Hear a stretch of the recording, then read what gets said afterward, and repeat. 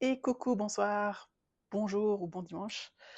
Heu, vous ne pensiez pas que j'allais laisser passer le concert de la Starac à la télé sans faire mon petit laïus, de débrief. Donc je vous retrouve après tous ces mois sans la Starac pour faire le point un petit peu et on a des choses à se dire, des choses, dont je voudrais discuter. J'ai ma petite liste. Évidemment le concert et je vais commencer avec les attentes que j'avais et puis les impressions que j'ai eues en le regardant, en l'écoutant. Et puis, on commence à avoir bon, des singles sortis par les élèves, enfin maintenant les artistes issus de cette dernière promo 2025, et puis d'autres saisons d'ailleurs. Et il commence aussi à y avoir quelques rumeurs, quelques actus, même quelques annonces concernant la saison suivante. Donc c'est vrai que là, on arrive en juin, on est à 4 mois de la fin de la saison précédente. On est, je pense, à peu près à 4 mois, peut-être 4 mois et demi de la saison suivante. Donc c'est aussi un bon... tiens, je suis contente que TF1 ait passé le concert ce week-end, parce qu'on est vraiment un petit peu à mi-chemin entre deux saisons. Donc j'aimerais avoir vos retours aussi en commentaire, hein, ce que vous avez pensé des singles que vous avez écoutés, des infos que vous avez eues ou pas, et puis bien sûr de ce concert, ce que vous en avez pensé. Est-ce que vous y êtes allé? Parce que moi, forcément que non. Mais voilà, vos retours un petit peu. Alors, pour les nouveaux à la chaîne, forcément que non, parce que j'habite très loin. Hein. Donc, j'ai beau avoir beaucoup aimé cette promo dans son ensemble, je ne peux pas me permettre de faire un voyage outre-Atlantique juste pour aller voir la Starac. En tout cas, autour de ça. Alors, revenons à nos moutons, c'est-à-dire le concert. Alors, il faut savoir que moi, j'avais beaucoup aimé le concert de la promo 2023, donc le concert, le Starac Tour 2024, et j'avoue que j'avais eu un petit pincement à ce moment-là, parce que bon, c'était le retour de la Starac était encore super frais, j'avais adoré cette promo, et j'avais un petit goût de somme de pas pouvoir m'y rendre sur place, et puis finalement la commu en ligne s'est montrée à la hauteur des attentes des fans d'ici et de là, avec des vidéos chaque soir sur Twitter, des lives chaque soir sur TikTok, enfin chaque soir de représentation, on s'entend. Euh, vous n'êtes pas sans savoir que la promo suivante m'a moins attrapée. Cela dit, pareil, j'ai vu des bribes de concerts par vidéo sur les réseaux. Et puis évidemment, bon, j'avais regardé les deux hein, quand ils sont passés sur TF1. Euh, et dans l'ensemble, je trouve que ce sont des concerts et des shows plutôt bien bâtis, de bonne facture, voilà, bien rythmés, qui laissaient chacun des élèves briller et interagir les uns avec les autres et puis avec le public dans des titres qui étaient attendus, qui avaient été plébiscités auparavant sur des primes ou des évaluations marquantes de leur saison. Et la saison dernière, en 2025, donc pour la promo 2024, ils ont, je crois, hein, tous eu l'occasion de chanter un titre solo sur scène, soi-disant leur single. C'était le cas pour pas mal d'entre eux. Il s'est passé beaucoup de temps, mais par exemple, Franck a sorti d'autres chansons, mais pas celle-là. Donc, euh, bon, on y reviendra sur mes impressions globales de ce concert-là. Mais disons que voilà, ce sont bah, évidemment les concerts précédents qui ont formé un peu mes attentes pour cette année. Alors, bon, j'ai pas mis la tête dans le sable tous ces mois-là. C'est-à-dire que je savais avant ce soir, avant ce samedi soir, de quoi était fait le concert, la setlist. J'entendais un petit peu les retours que pas mal de gens qui y étaient allés, qu'ils aient aimé au moins le concert, en faisaient. Mais disons qu'avec avec la troupe tournée qu'on avait, sur une promo qui était globalement, à mon sens, très talentueuse, j'espérais que d'une part, chacun puisse briller individuellement dans leur morceau d'expertise, à peu près. Et ça a été le cas hein, pour pas mal d'entre eux, mais pas tous, je trouve. Et puis, j'attendais aussi un peu d'inédit. Vous voyez, un petit peu comme Lenny et Elena sur À fleur de toi. C'était inédit, on ne l'avait pas eu en prime, on ne l'avait pas eu en éval. Euh, je crois que Marguerite et Ulysse sur À ma place, je crois que c'était inédit à la tournée. Corrigez-moi si c'est faux, mais il me semble que c'était inédit à la tournée. Donc je m'attendais à quelques petites surprises comme ça aussi, des choses qui étaient un petit peu fraîches, qui venaient apporter une nouveauté. Et bon, force est de constater, alors là on passe aux impressions, hein. D'ailleurs je vais tâcher de mettre le chapitrage parce que je pense que cette vidéo va être assez longue. Les impressions du concert, eh ben, alors les précédents, je crois que quand les gens faisaient la setlist, le récapitulatif de ce qui avait été chanté, en incluant les medleys et en détaillant chacune des chansons de chaque medley, je crois qu'on était autour de, allez, 35-36 titres sur le concert. Celui de cette année, ça dépasse les 60. Je crois que le dernier récapitulatif que j'avais vu faisait état de 64-65 titres. J'ai pas compté, hein, je vous avoue, ce soir, j'ai pas fait les petits bâtons, là, j'ai pas compté. Mais j'ai quand même eu la sensation, par rapport au rythme du spectacle, que ça s'enchaînait très, très, très, très vite. Et que, à mon sens, la qualité des prestations en a souffert. C'est-à-dire qu'on voyait même, entre deux chansons, par exemple, on voit Léa courir pour rejoindre Mélissa pour démarrer l'autre chanson. Et ça c'est désengageant, je trouve. Ça met une distance. Ok, qu'est-ce qui se passe? Est-ce qu'ils sont en place? Est-ce qu'ils sont ancrés? Est-ce qu'ils sont là avec nous? Et certains des artistes, des chanteurs, hein, je veux dire, s'en sortent un peu mieux que d'autres de ce point de vue-là. C'est-à-dire qu'on a vraiment l'impression qu'ils sont présents dans le moment et en train de donner ce qu'ils ont au public qui est venu les voir. Et d'autres, on a l'impression que ça trotte dans leur tête. Attends, qu'est-ce qu'il y a après? Ah oui, puis il y a un quick change, donc un changement de vêtements très, très rapide. Et que c'est presque trop. Et effectivement, j'ai vu un tweet très très drôle avec lequel je suis d'accord. C'est qu'on avait l'impression dans ce concert que finalement les titres s'enchaînaient les uns à la suite des autres, vous savez, un peu à la vitesse des articles à la caisse du Lidl, qui doivent passer très très vite. C'était un petit peu ça, malheureusement. Je dis malheureusement parce que au lieu d'avoir des chansons entières de 3 ou 4 minutes, c'était des morceaux tronqués d'une minute 30 ou 2 minutes. Ça allait, et quelquefois, ça n'avait pas de sens. En fait, il y avait vraiment des enchaînements sans histoire, sans fil rouge, sans raison. On passait vraiment du coq à l'âne. Alors, et je blâme évidemment pas les élèves qui n'ont pas choisi la programmation. Mais c'était un petit peu, c'était décousu et fouillis à la fois. Il y avait quand même des belles prestations, hein, évidemment. Quand je dis qu'il y en a qui ont vraiment brillé en solo ou en duo, etc. Oui, il y avait des performances mémorables de chacun.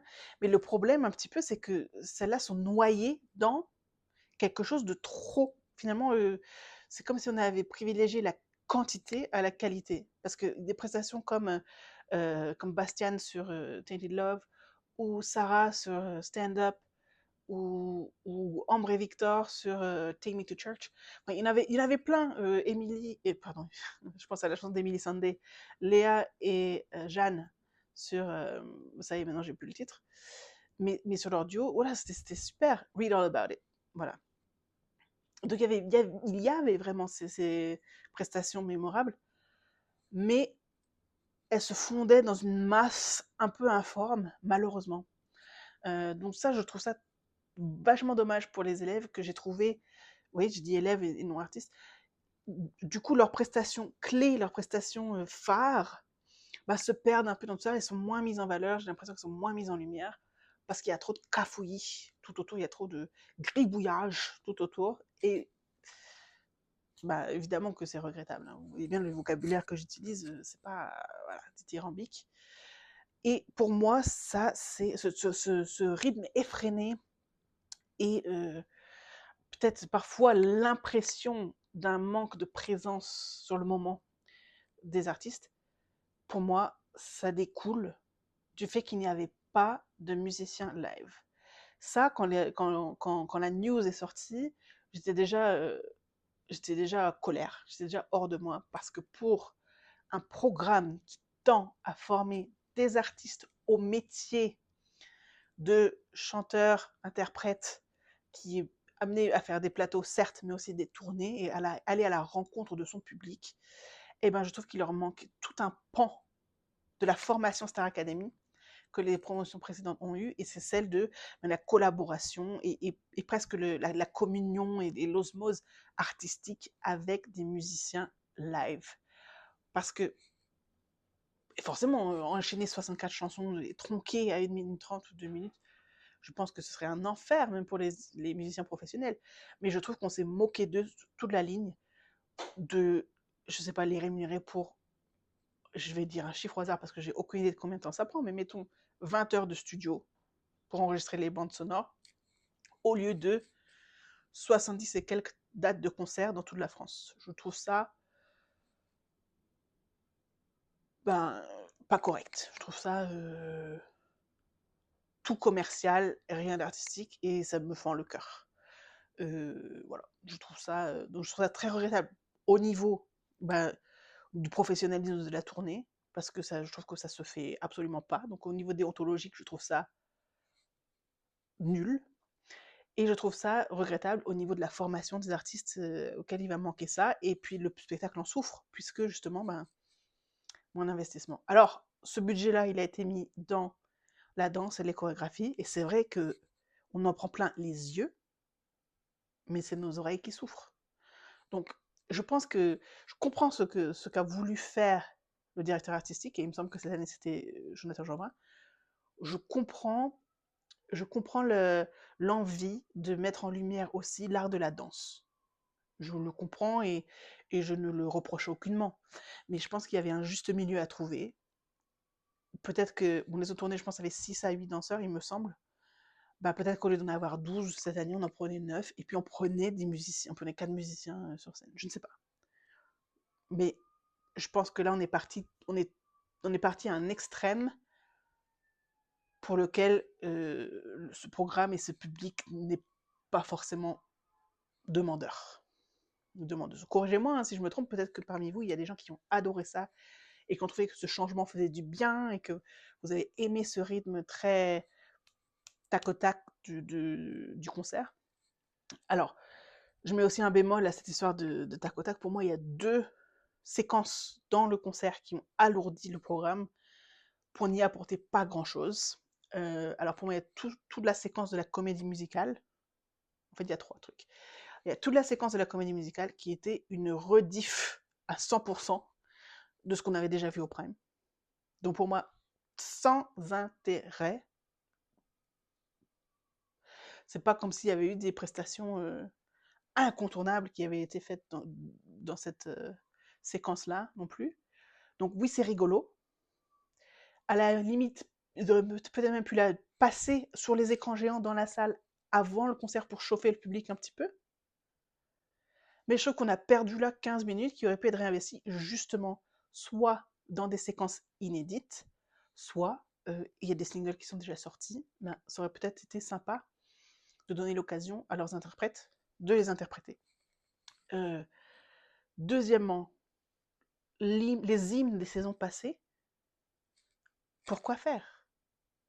Surtout que Voulez-vous n'était même pas remise à la fin de ça.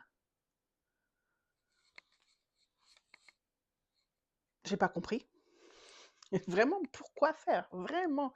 Si tu avais ramené Enola et Louis, et puis Lenny et Julien ou Axel ou Candice, si tu avais ramené Marguerite avec Marine ou Franck ou Ulysse ou je ne sais qui, vas-y, ça aurait été mignon de les revoir plusieurs. Mais le fait qu'à chaque date de chaque concert, dans toute la tournée, ils le font, encore une fois, ce sont des minutes précieuses qui auraient pu être mises ailleurs. Et enfin, toute la séquence autour du piano. Alors, le concept acoustique au piano, j'aime bien. Je pense que ça ouvre beaucoup de possibilités qui malheureusement ne sont pas vraiment exploitées, puisqu'on chante quoi? On chante ce qu'on était, autrement, les filles, les meufs, à tes côtés, et cœur maladroit.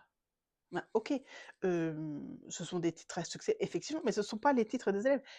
Surtout que ce moment-là fait suite à une séquence vidéo qui est projetée donc sur les écrans en salle, et puis là sur notre télé en 4K, où Ambre dit on a trop hâte de pouvoir chanter nos, au pluriel, chansons au pluriel, à nous au pluriel. Donc, pour moi, ça n'a aucun sens. Et du fait qu'il y a pas de musicien live, c'est le seul moment modulable où, tiens, quand Mélissa sort une chanson, ou quand Théo sort une chanson, ou quand Jeanne sort sa deuxième chanson, bah, peut-être qu'on pourrait les inclure dans cette séquence. Mais non. Donc, pour moi, c'est une opportunité qui est gâchée. Donc voilà, ça, c'est les moments qui m'ont rendue pas contente du concert. Alors après, ce soir, c'était la grande première du titre d'Ambre, je me demande, et je trouve qu'elle s'est vraiment très très bien débrouillée. Finalement, cette chanson, à la toute première écoute, sans mentir, bon déjà je savais pas à quoi m'attendre, et je me dis, ah c'est ça Ambre, elle fait. Puis je savais pas trop quoi en penser.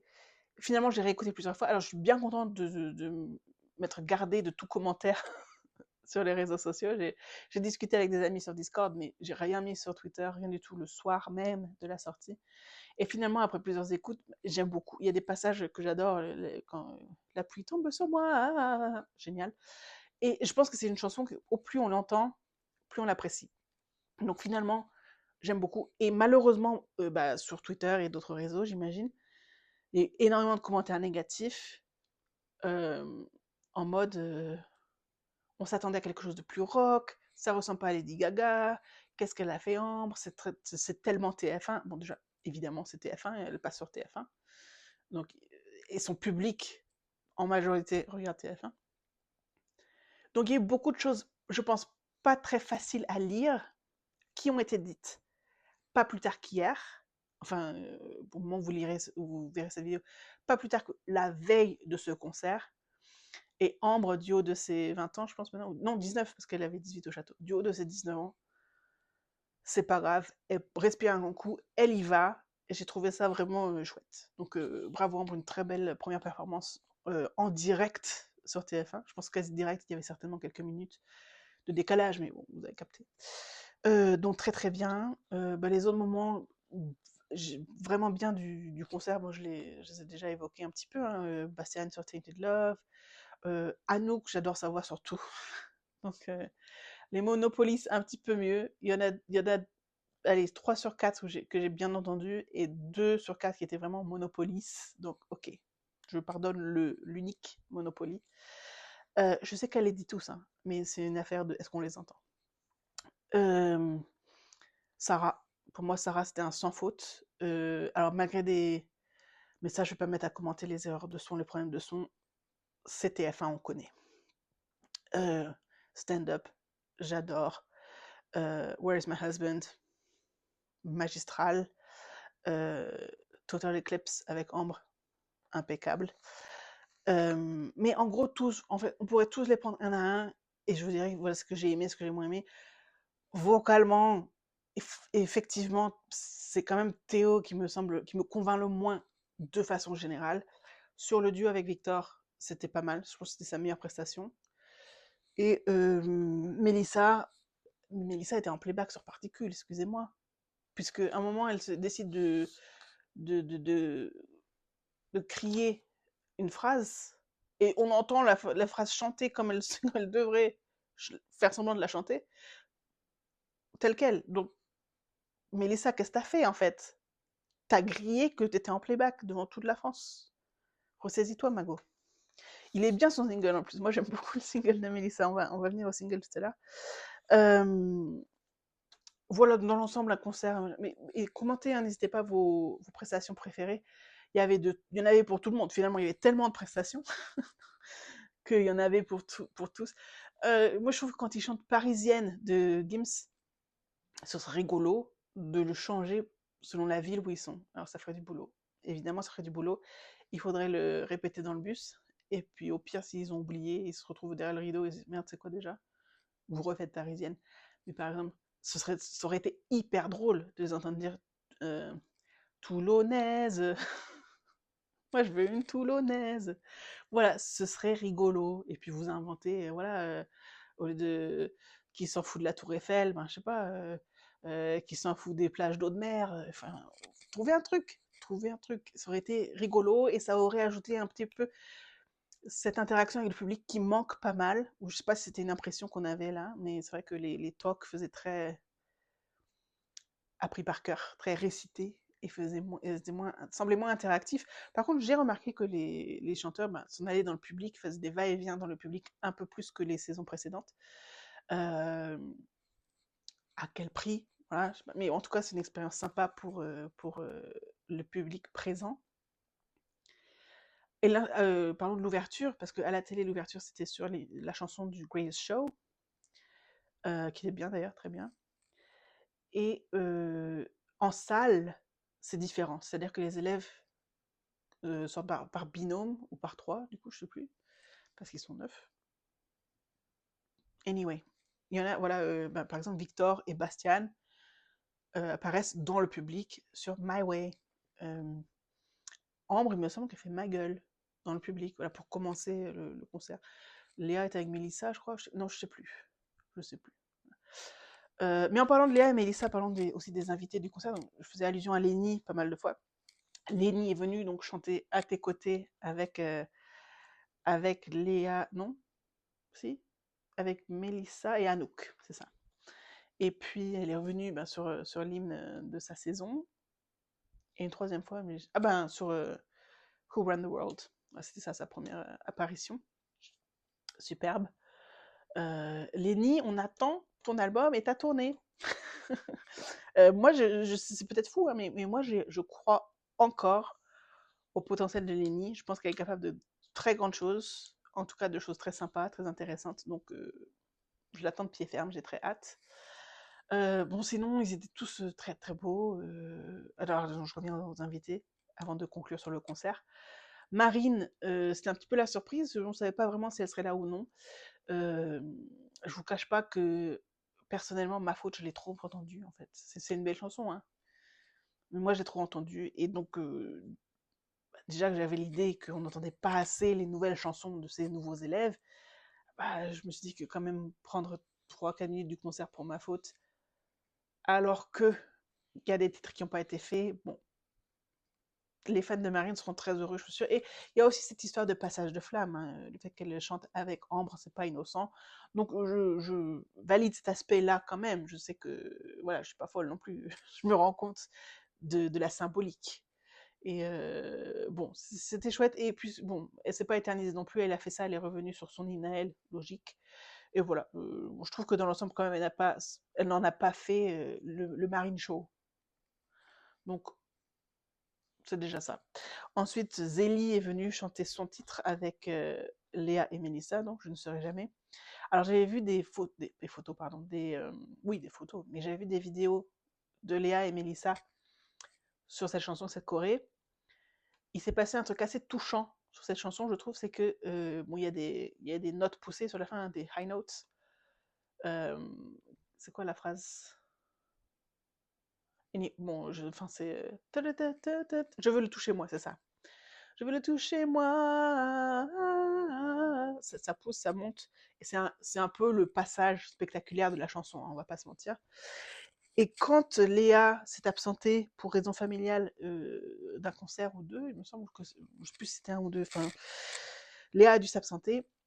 Et Mélissa a chanté cette chanson solo, évidemment, elle a tout fait, y compris ce passage censé être plus difficile ou plus technique, on va dire. Et elle s'en est très bien sortie. J'ai vu plusieurs vidéos sur Twitter. C'est-à-dire qu'à la base, Léa faisait ces passages-là à elle seule. C'est-à-dire qu'il n'y avait que Léa qui les faisait. Pendant ce temps-là, Mélissa dansait, et voilà.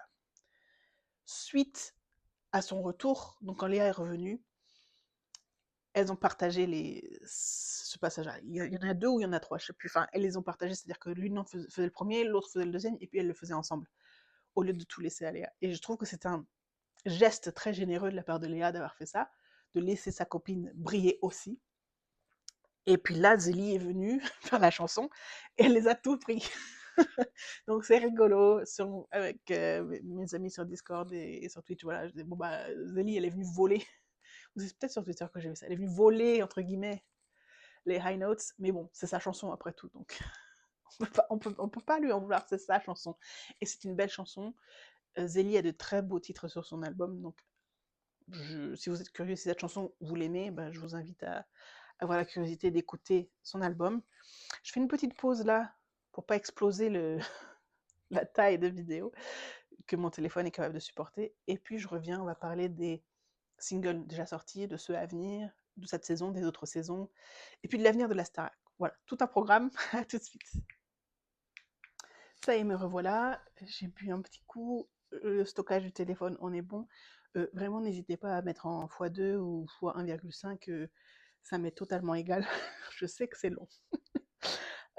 J'avais plein de choses à dire sur le concert, et j'en ai encore oublié plein, je suis sûre.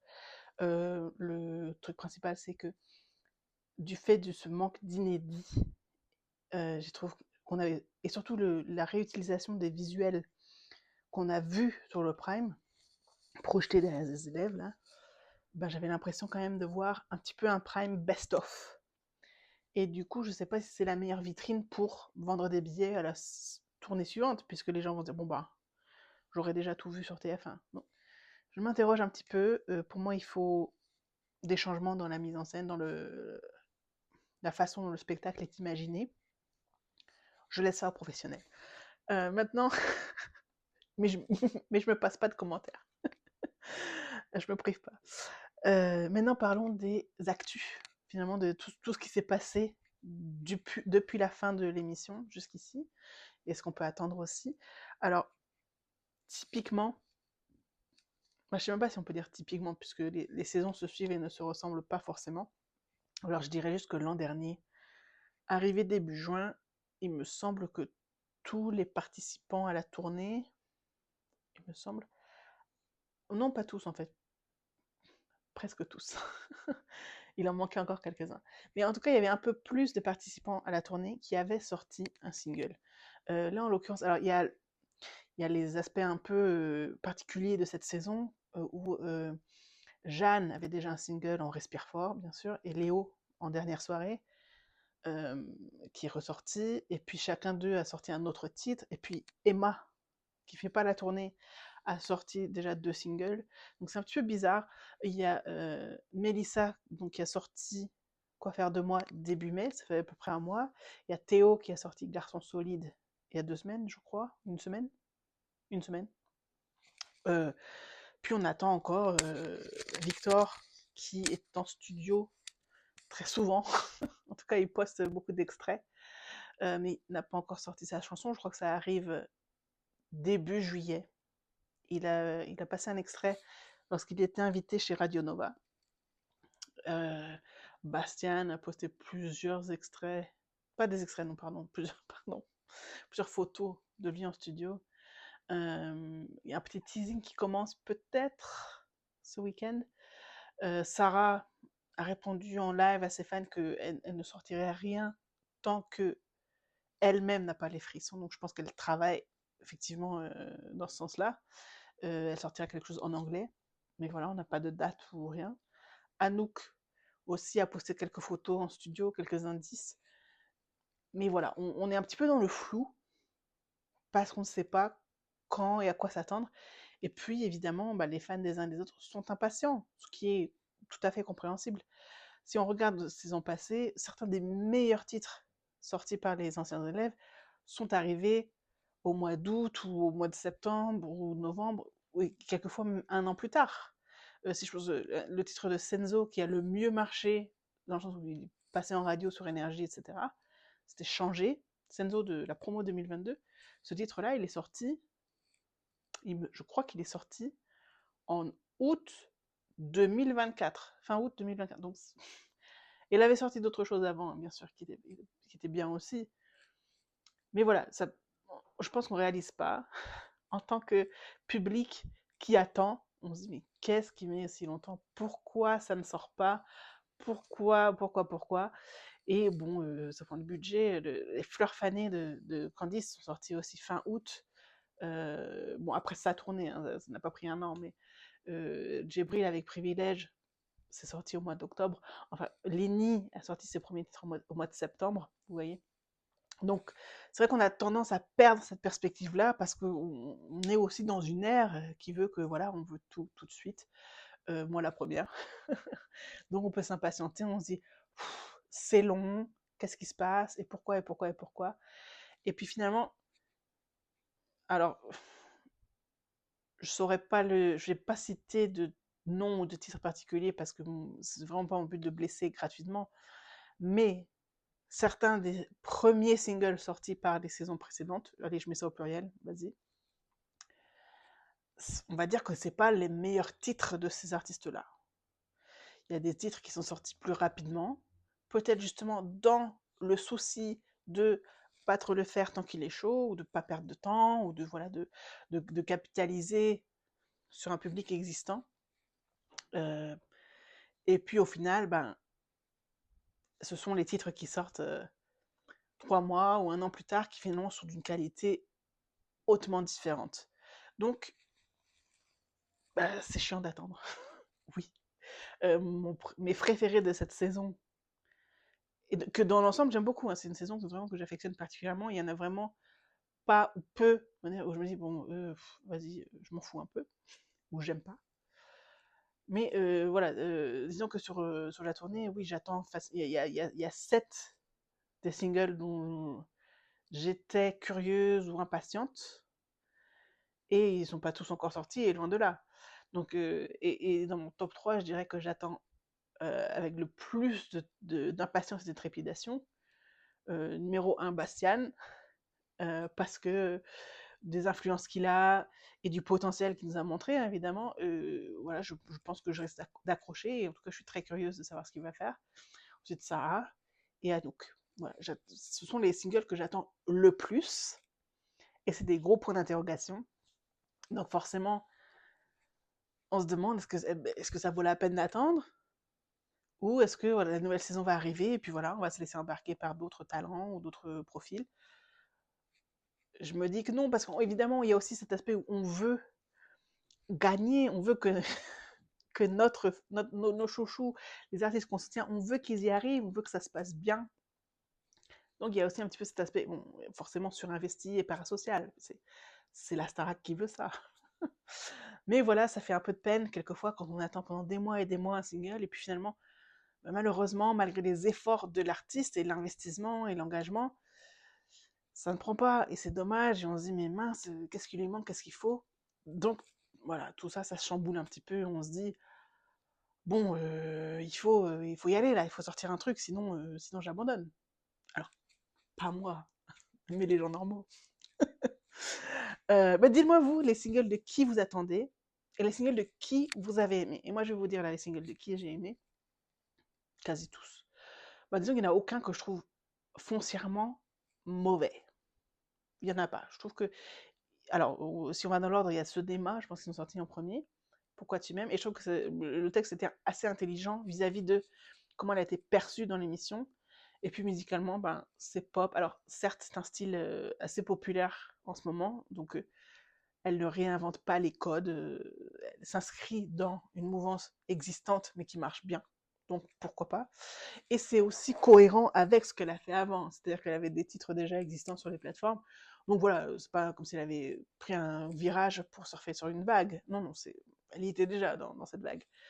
Et donc c'est pas mal, le texte est assez intelligent. Je pense qu'elle a la chance, moi, d'avoir une équipe derrière elle, un budget, elle fait des clips sur ses chansons.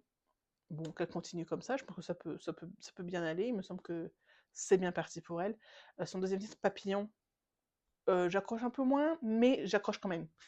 C'est-à-dire que Pourquoi tu m'aimes restait en tête, et je trouve qu'Emma a eu l'intelligence de vraiment teaser sur un long terme le même extrait, et elle faisait des TikTok tous les jours, peut-être parfois même 2 fois par jour, et elle a été vraiment bah, constante en fait. Elle a pas lâché, elle a vraiment été régulière, c'est ça le terme. Et c'est ça qui fait que le titre est resté en tête chez les gens, et les curieux qui voulaient entendre la chanson entière, ça y est, maintenant ils peuvent, donc ils l'écoutent, donc elle est en playlist, etc. Ça crée une attente. Et je pense qu'elle a fait la même chose avec son deuxième titre, donc elle tient le bon bout. Si elle s'accroche, elle va pas forcément remplir le Stade de France en 2028, mais je la vois bien faire une petite tournée ici et là, et puis voilà, vous sortir un EP cette année, et puis faire des petits festivals, faire son chemin. Voilà. Donc bon, bien joué, c'est très bien joué de sa part. Ensuite, Léo, sous le nom de Loé, qui fait toutes les premières parties de la tournée. Bon, ça c'est un autre sujet aussi, je vais même pas en débattre ici. Mais voilà, Léo fait toutes les premières parties de la tournée entière, à quelques rares exceptions près.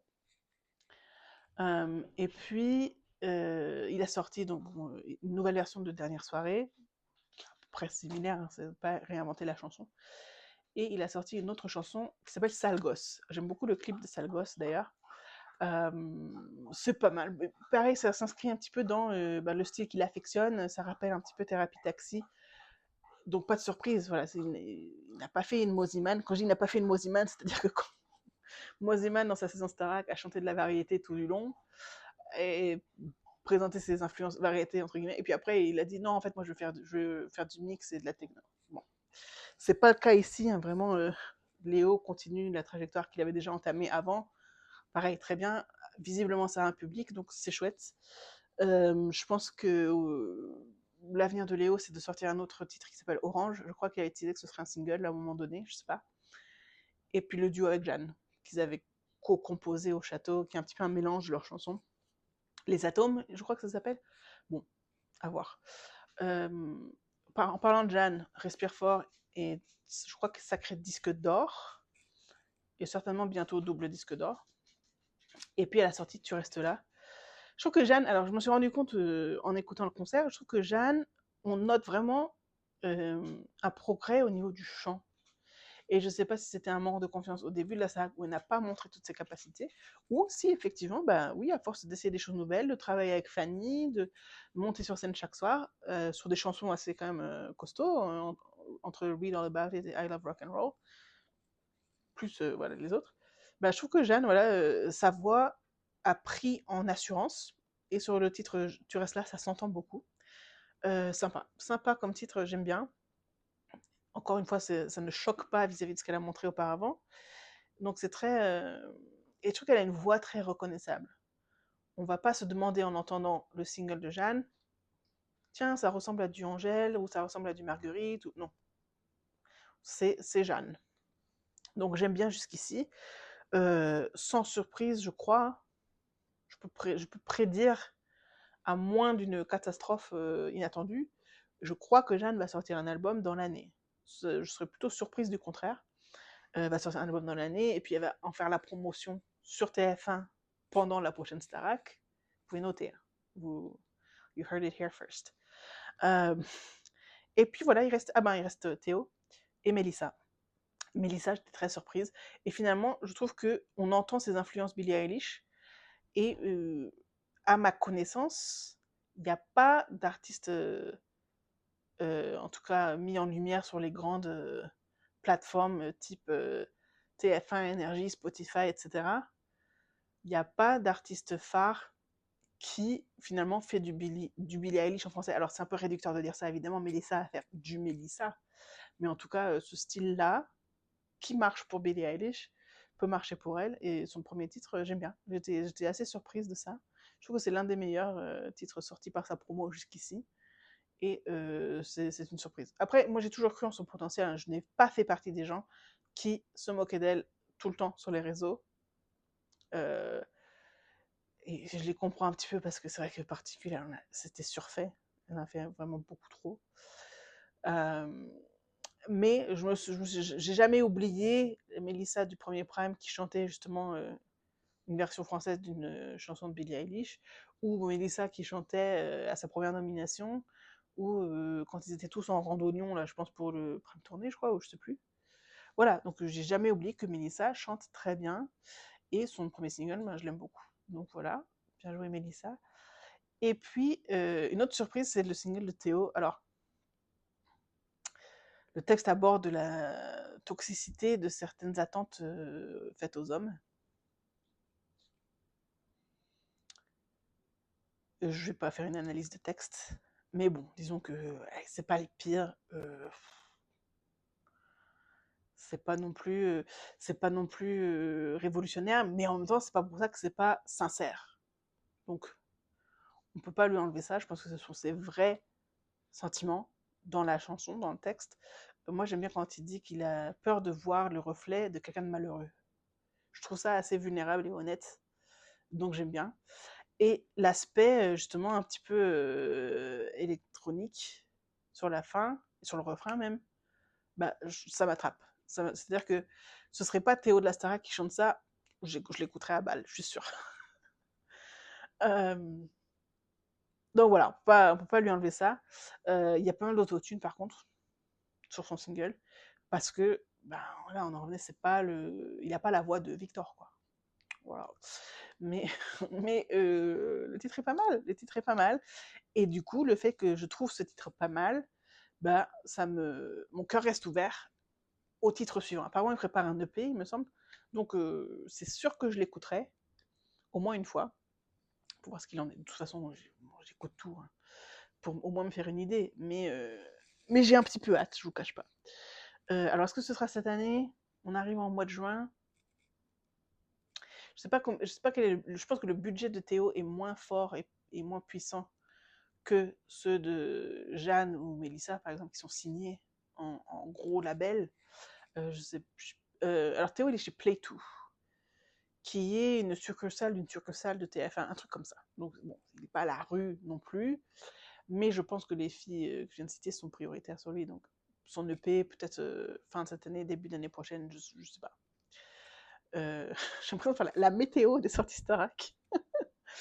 Ma théorie, jusqu'au single d'Ambre, bah oui, évidemment, il y a le single d'Ambre qui est sorti aussi, c'était qu'il faisait presque un décompte, c'est-à-dire qu'il y aurait eu Mélissa, et puis Théo, et puis Anouk, et puis Bastiane, et puis Sarah, euh, Victor, Léa, et puis Ambre.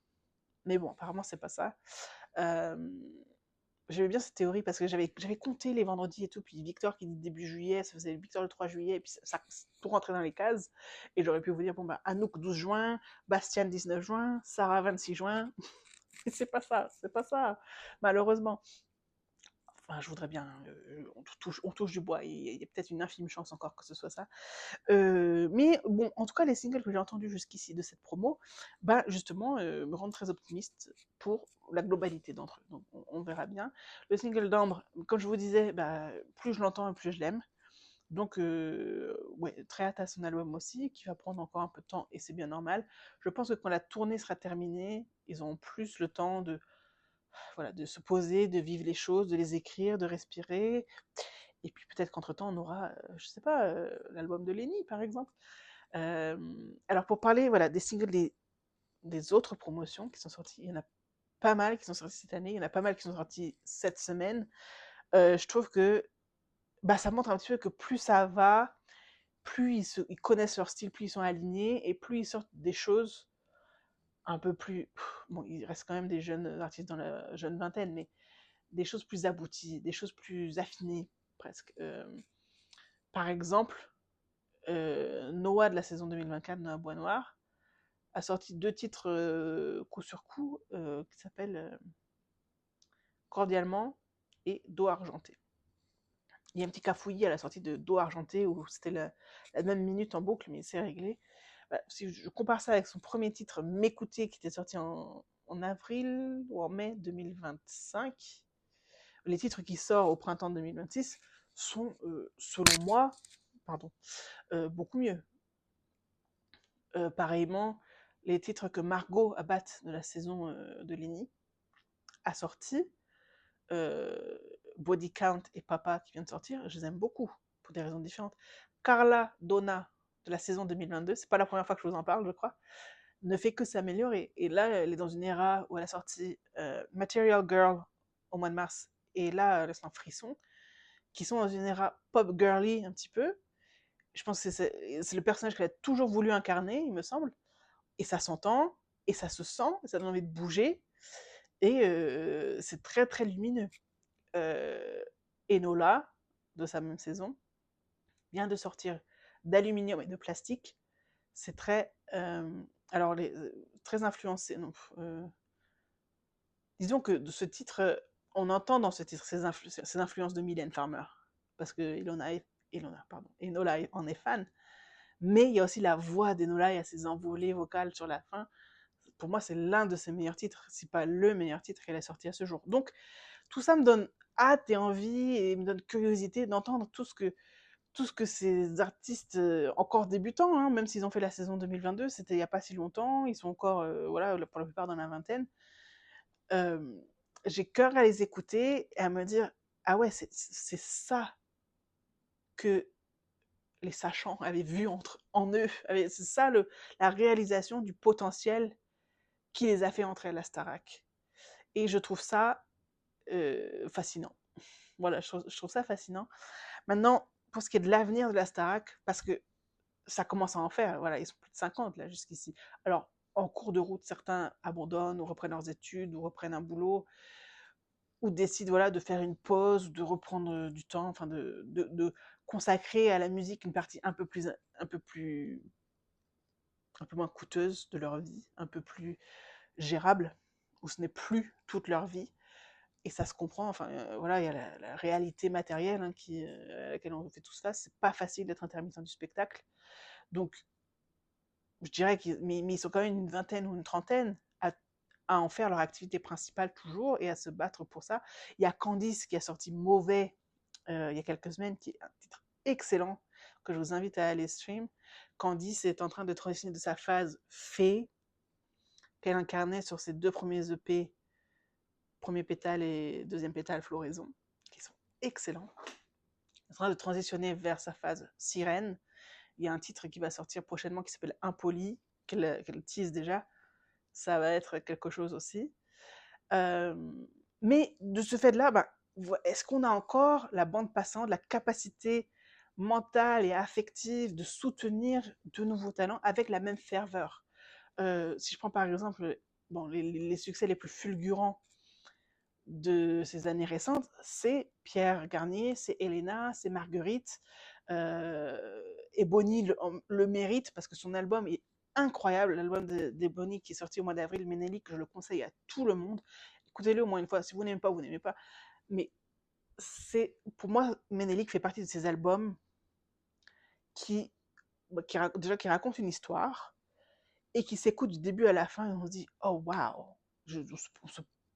on se laisse prendre, on se laisse embarquer d'un bout à l'autre. Il y a très peu d'albums qui me donnent ces sensations. Le plus récent qui m'a donné cette sensation-là aussi, c'est l'album de Ray, This Music May Contain Hope, que je recommande à tout le monde. Voilà, écoutez Ménélique si vous ne l'avez pas encore fait, vous ne regretterez pas. Si vous le regrettez, dites-moi et j'assume. Mais vraiment, il y a des très beaux projets qui sortent, des projets qui sont réfléchis, qui sont aboutis. Même Alors moi, j'aime pas trop le concept de la réédition d'albums. Je trouve que c'est un peu prendre le public pour des vaches à lait et ça me plaît moins. Et je ne blâme pas les artistes pour ça. C'est forcément les labels qui prennent la décision. Au lieu de sortir un tout nouvel EP avec voilà, peut-être même des nouveaux visuels et tout ça, rééditer l'album pour faire monter les chiffres et faire d'un album qui est déjà d'or ou de platine un double or ou double platine, bon, on souffle. Mais bon, c'était pas la question. La question, c'est que tout l'investissement que les fans d'Elena ou de Marguerite ou de Marine mettent à les suivre, à aller voir leurs concerts, à acheter leur merch, à participer au concours, à aller les voir en festival, etc. Ces mêmes personnes n'ont pas forcément juste logistiquement le temps, la bande passante, tout simplement pour le faire pour 3 ou 4 ou 10 nouveaux artistes.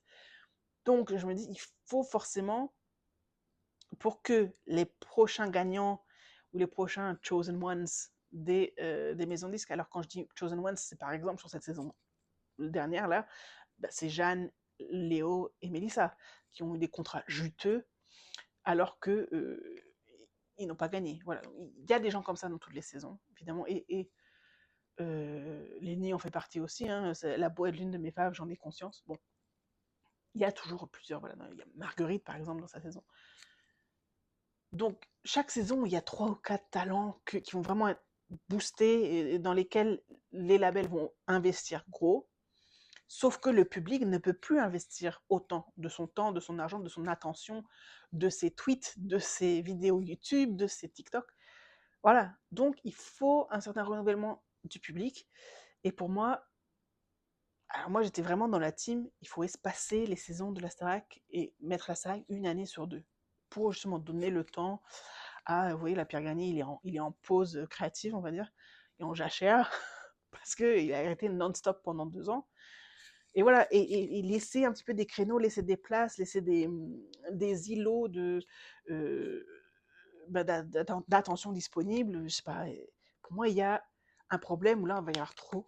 Il va y avoir trop de monde, il y a un embouteillage et le gagnant de la saison suivante et de la saison suivante et de la saison suivante, bah, aura une part de marché disponible beaucoup plus réduite. Tandis que si on renouvelle le public, à ce moment-là, il peut aller chercher d'autres oreilles, d'autres yeux, d'autres personnes. Alors, ça rejoint des news qui sont tombées là, juste il y a quelques jours. Marlène Schaff qui s'en va, Michael Goldman qui s'en va. Il semblerait plutôt logique, et surtout en parallèle à ces affaires judiciaires là, sur lesquelles je ne m'étalerai pas, que Lucie s'en a également. Donc ça fait 3 figures assez emblématiques quand même de cette itération du programme Star Academy qui s'en vont d'un coup. Alors il n'y a pas énormément de gens qui, qui regardaient juste pour les profs et juste pour le corps professionnel, mais je pense que les gens qui ont investi énormément justement et qui se sont vraiment pris d'affection pour ce programme et qui, voilà, qui regardaient le live, qui suivaient tout, machin, ben c'est un petit peu une voie de sortie de cette autoroute-là et qui vont se dire, au lieu de regarder, ah ben finalement c'est peut-être le moment pour moi aussi de passer à autre chose, de, voilà, de récupérer mes samedis soirs en automne-hiver. Et par là même, il y a peut-être des gens qui vont dire, ah bah tiens, il y a pas mal de nouveautés cette année à la Starac, ou selon les profils qu'ils ramènent, hein, il y a déjà des rumeurs pour le nouveau directeur, la nouvelle directrice, le ou la nouvelle répétiteur, répétitrice. Ah bah non, oui si Lucie s'en va, puis prof d'expression scénique, tout ça, enfin, il y a peut-être des gens qui vont dire, ah mais j'adore cette personne, bon ben, allez, vas-y, je regarde la Starac. Alors, ça représente pas la majorité du public. Je pense que, en gros, on va quand même garder entre 60 et 70% des mêmes gens, voilà, qui regardent et qui regardent chaque année. Mais dans ces 30 à 40% de nouveaux publics ou de publics renouvelés, ben voilà, il y a peut-être des gens qui vont adorer Léontine de la saison 2026 et qui vont la suivre jusqu'au bout de la terre sur tout au long de sa carrière. Tandis que les super giga fans de Marguerite, bah ouais, Léontine elle est cool, mais vas-y, je vais déjà à 3 concerts de la tournée de Marguerite, puis j'ai précommandé son album. Donc, ouais, si elle vient dans un festival chez moi, j'irai la voir, Léontine, mais je vais pas m'investir plus que ça en attendant. Donc, voilà, pour moi, il y a une ère il y a une nouvelle ère, ça fait, c'est un peu trop sérieux comme terme, mais il y a un petit peu une nouvelle phase de la Starac qui va forcément démarrer cet automne, parce que ben, il y a vraiment des figures emblématiques qui sont là depuis 2022, qui passent à autre chose, et on leur souhaite le meilleur, bien entendu.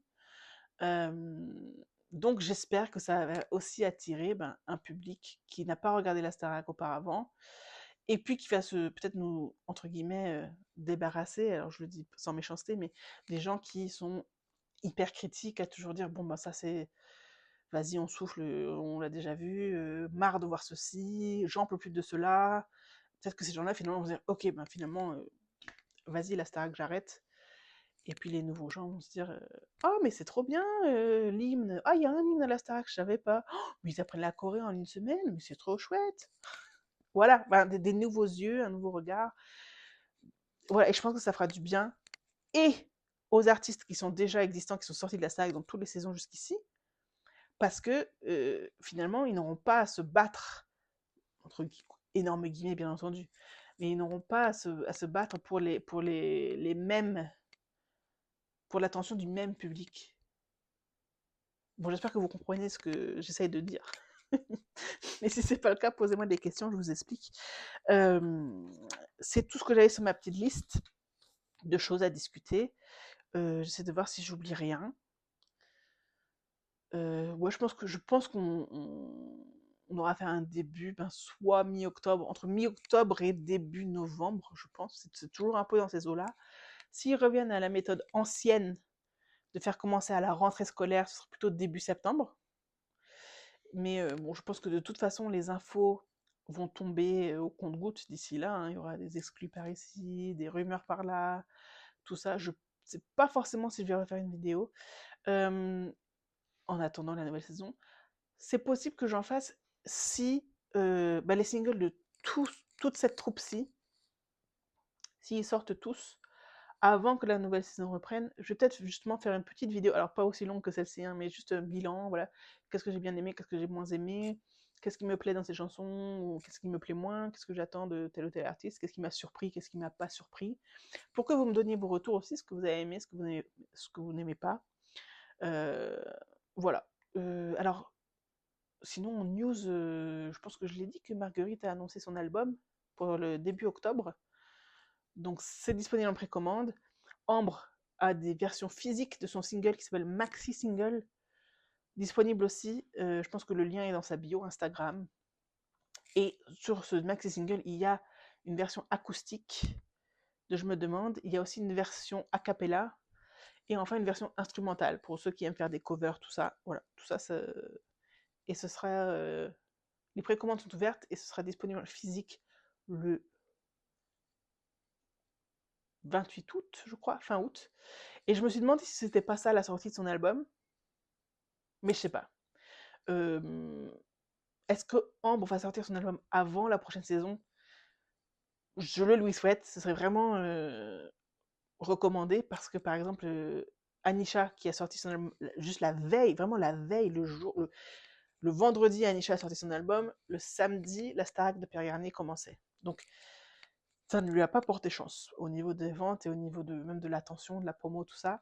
Donc ce serait fin août, finalement, ce serait pas mal pour Ambre qu'elle sorte son album à ce moment-là, parce que il y a aussi la rentrée scolaire. Donc les collégiens et les lycéens qui l'écoutent peuvent s'en parler entre eux, peuvent se dire hey, t'as entendu l'album d'Ambre? Je sais même pas si si les élèves de ces générations parlent musique, je le souhaite pour eux, mais je n'en sais rien. Mais bon, même au bureau, voilà, à la reprise, bon, vous parlez comme ce que vous voulez avec vos collègues, mais ça ferait un sujet. Et puis pour la promo dans les émissions type quotidien, type c'est à vous, etc. Voilà. Ebony, donc l'album Ménélique, écoutez-le. Le vinyle va sortir très prochainement. Et allez voir sur son Instagram parce que je ne sais plus le nom exact du disquaire chez lequel ça se passe, mais elle va dédicacer des vinyles le 15 juin. Donc c'est dans 10 jours là. Le 15 juin, elle sera voilà, chez un disquaire. Il me semble que c'est Paris ou en région parisienne, je ne suis pas sûre. Mais si ça vous intéresse, allez-y sur sa bio Instagram, je pense, ou dans ses stories, enfin, vous trouverez. Voilà, voilà. Dites-moi vos attentes pour la prochaine saison aussi. Moi, j'espère juste qu'ils vont garder Sophia, parce que Sophia Morgavi, je l'adore. Je la trouve très pédagogue. Ses cours sont hyper intéressants et divertissants à suivre. Là, je pense à Pagalou Rénage, par exemple, c'était très drôle. Et